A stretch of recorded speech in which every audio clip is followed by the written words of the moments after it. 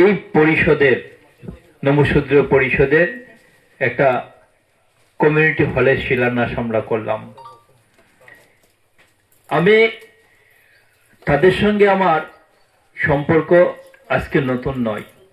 আমি যখন এসসি বোর্ডের চেয়ারম্যান ছিলাম তখন দুটা অনুষ্ঠানে ওনাদের অনুষ্ঠানে আমি উপস্থিত হয়েছিলাম।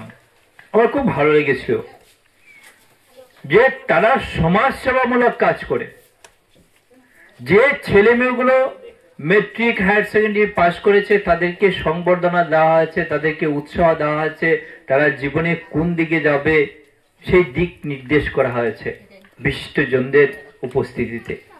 সেদিন আমার খুব ভালো লেগেছিল এবং পরের বছরে তারা আমাকে ডাকে।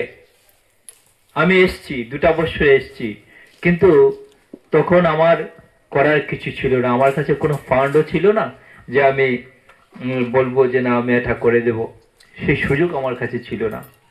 লাস্ট টাইম আমাকে আবার নিমন্ত্রণ করা হলো, তখন আমি বিধায়ক। আমার খুব ভালো লাগলো সমাজের বিশিষ্ট ব্যক্তিদের উপস্থিতিতে আবারও এই কৃতি ছাত্রছাত্রী যারা আছে তাদেরকে সংবর্ধিত করা হলো, তাদেরকে উৎসাহ দেওয়া হলো। আমার এই কাজটা ভালো লাগার পেছনে আরো কারণও আছে। ব্যক্তিগত জীবনেও আমি একজন শিক্ষক ছিলাম। আমি আইলেংমারা হাই স্কুলে পড়াশোনা করেছি, মেট্রিক পাস আমি আইলেংমারা হাই স্কুল থেকে করেছি, আবার আইলেংমারা হাই স্কুলে মাস্টারিও করেছি 1-1.5 বছর। টিউশনি করেছি, 8-10 বছর টিউশনি করেছি। কাজে শিক্ষকতার সঙ্গে আমার একটা সম্পর্ক আছে, আর শিক্ষার সঙ্গে যে কাজগুলো আছে আমি মন থেকে শ্রদ্ধা করি। আর এই জন্য আমি বলেছিলাম আপনাদের অফিস ঘর নির্মাণের জন্য আমি 10 লক্ষ টাকা দেব, এবং আজকে আমি আমার কথা রাখতে পেরেছি, এখানে দিয়েছি। আমি আজকের দিনেও আপনাদের সামনে আমি কথা দিয়ে যাচ্ছি, আগামীতে আনটাইড ফান্ড আসলে আমি 50 লক্ষ টাকা এখানে দেবো কালচারাল হল নির্মাণের জন্য।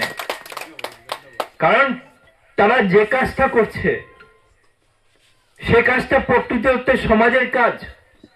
আজকে যে ছেলে মেয়েগুলো পড়াশোনা করছে সে শুধু আমার দেশের ভবিষ্যৎ নয়, এ আমার দেশের সম্পদ।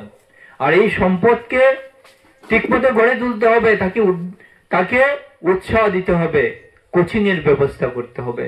এখানে যদি কালচারাল হল হয়, এখানে কোচিং এর ব্যবস্থা হবে, এখানে বিভিন্ন কালচারাল অনুষ্ঠান হবে, শিক্ষামূলক অনুষ্ঠান হবে, তবে তো সমাজ উন্নয়ন হবে না। তাছাড়া তো সমাজের উন্নয়ন সম্ভব না। আজকে আপনারা সবাই দেখেছেন, পত্র পত্রিকায় দেখেছেন, লক্ষ্মীপুরে এবার 250 জন চাকরি পেয়েছে। 250 জন চাকরি পেয়েছে, পুলিশে চাকরি পেয়েছে, এডিএতে চাকরি পেয়েছে, মিলিয়ে 250 জন চাকরি পেয়েছে। আর আমার ধরাইতে কতজন পেয়েছে? কতজন পেয়েছে ধরাইতে? 30-40 জন মানলাম, আর খুব বেশি হলে 50 জন। লক্ষ্মীপুরে 250 আর ধলাইতে 50। কারণটা কি? কারণটা একটা জায়গাতে লক্ষ্মীপুরের যিনি এমএলএ উনি কোচিং সেন্টার খুলেছেন চাকরি প্রশিক্ষণার্থীদের জন্য। যারা চাকরি প্রার্থী তাদের জন্য প্রশিক্ষণ সেন্টার খুলেছেন, আর এখানে প্রশিক্ষণ নিয়েছে, তারা অভিজ্ঞতা অর্জন করেছে, তারা জ্ঞান অর্জন করেছে, আর পরীক্ষাতে বসেছে, যার জন্য এতগুলো চাকরি পেয়েছে।